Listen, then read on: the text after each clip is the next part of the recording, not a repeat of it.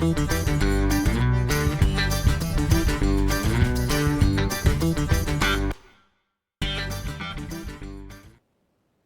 to Cajun Geek Reviews. This is Diaz bringing you a double review. That's right, folks. 2 reviews today.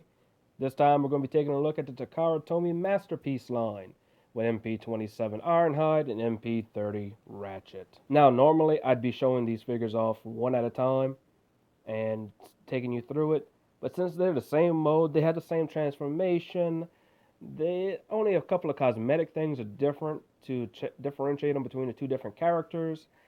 I figured I'd show them off both and everyone could be happy. Now, inside the box was your standard packaging. You have the instruction sheet, you have a collector's card, you have the plastic boxing, but what was in that box was so much more than we can have expected on any masterpiece. I mean, just take a look at the sleds behind the two figures. That's all the accessories that came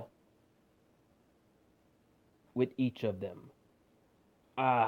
There's just a stupid amount of accessories that came. They have both of the back-mounted missile launchers.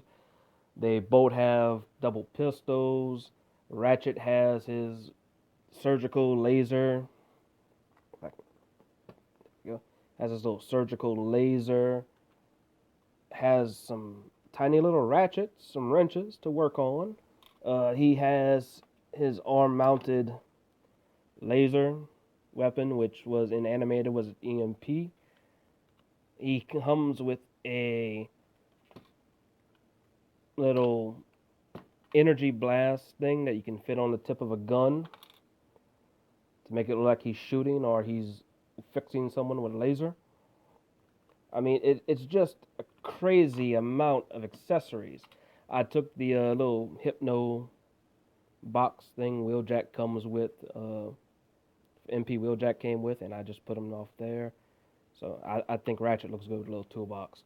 Ironhide, he comes with a jetpack and the little fires, the little jets that come with it. He comes with with another set of hands that has a little spraying nozzle bit. He comes with the little shooters he did for when he shot out liquid nitrogen one time. He comes with a little radar dish that doubles as a communication thing. I say he comes with guns. They both come with extra faces in case you want to change out their faces. Just in case. You never know. You might want to. I mean, it's just a stupid amount of extra accessories that came with these figures. Now, the figures themselves, they are Nissan Cherry Vanettes. Ratchet comes with a little collapsible siren klaxon bar in the top, so you know you can have that away. It collapses down, so he can actually fit inside MP10's trailer if you wanted to. I mean, there's no real difference. They look very much like the animation for the designs. They're the right colors. They each have their own little stripes. The Autobot symbols on the front grille. They both roll extremely well, which is very nice. Haven't seen that after MP28 Hot Rod and his inability to roll very well. That's a welcome change. So, but the vehicle modes are nice. Good enough paint. It is very much in Takara's new way of doing the masterpiece, which seems to be more animation accurate than real world accurate. But I mean, it has a couple of nice real world nods to it. I like it. They're pretty decent little vehicle modes, but that's only part of the story. Now we'll get to show you the robot modes.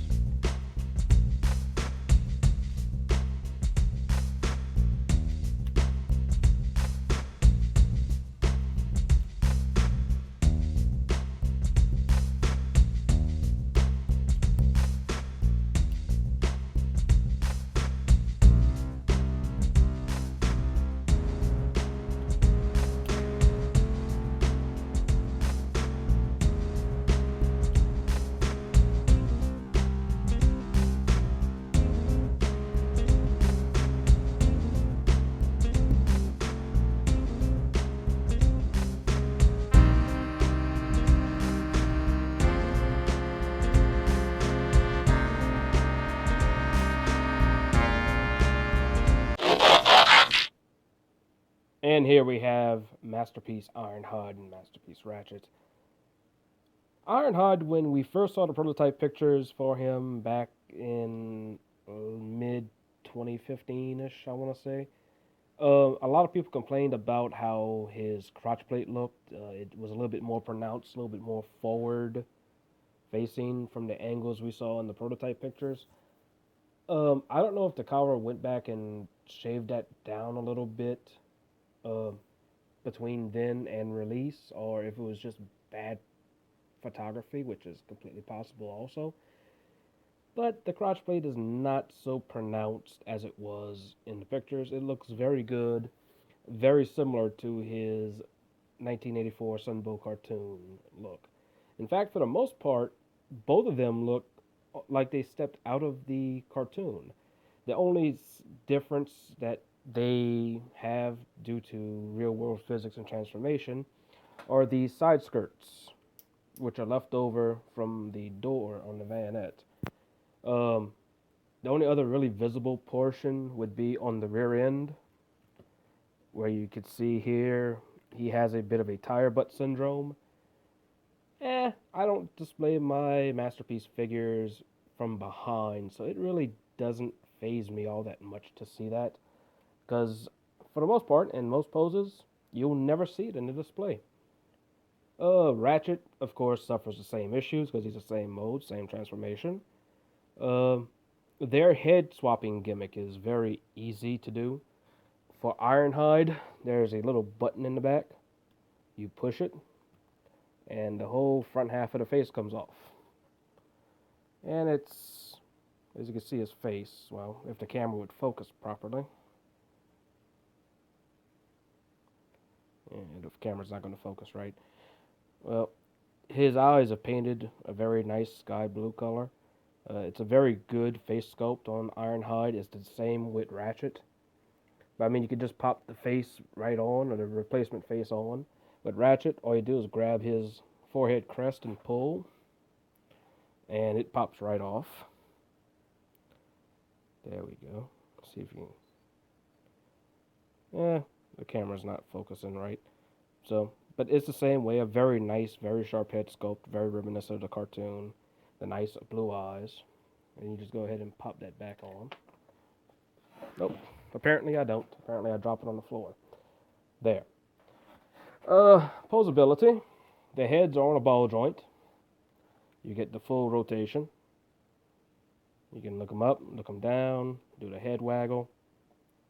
His shoulders, both of them have a very nice hinge, ratcheting hinge on it. You can hear it right there. Full 360 rotation. Not so much if you have it all the way up. Or I should say if you have it... Well, no, now it's going to make me a liar. Well, here, like this.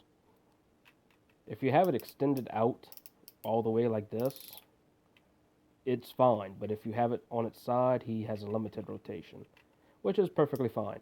They have bicep swivels, which is good. They have a pretty decent elbow. Does its 90 degrees. Hands, they have a wrist swivel, and their hands open and close in the way that masterpiece figures do. Wrist swivel, see? Waist.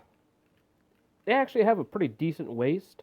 No full rotation because it does get blocked by the tires. In the back, you can see. It hits up against the tire right there. But they get a pretty decent and realistic, actually more realistic than I would expect from a toy, waist swivel. The front hip skirts do go front, so you can get a real deep forward kick. Gets a pretty decent range of motion in the back. Unfortunately, not so much to the side. The hip skirts kind of mess that up. He does have a knee swivel, and he does have a bit of ankle articulation for those who like that. And due to transformation, he kind of gets a little bit of an foot tilt, but that's really not too much to speak of. I like the figures a great deal, though. I mean, they look good. They are perfect masterpiece quality figures. Their hands do grip their weapons pretty decently. I don't. You see there's a little slot in the back of the hand, like with all the masterpieces. The weapons go in it. Sometimes you get a little issue getting the weapon right, but trust me, they do go in. Sometimes it takes a little force, which it shouldn't. There we go. But they hold their weapons very well. In order to put things like the extra hands, the hands do flip inside, and there's a little nub, as you see right here. You just take one of the slots and put the extra hand there, or one of the nozzles, and the hand works. For the jetpack and the missile, there's an extra little hole in the back that it just tabs into right there. You can put the little flame attachments into the little holes right there, and it looks like he's flying if you have a flight stand, which he does have a hole for a flight stand right here. So the flight stand that came with tracks works.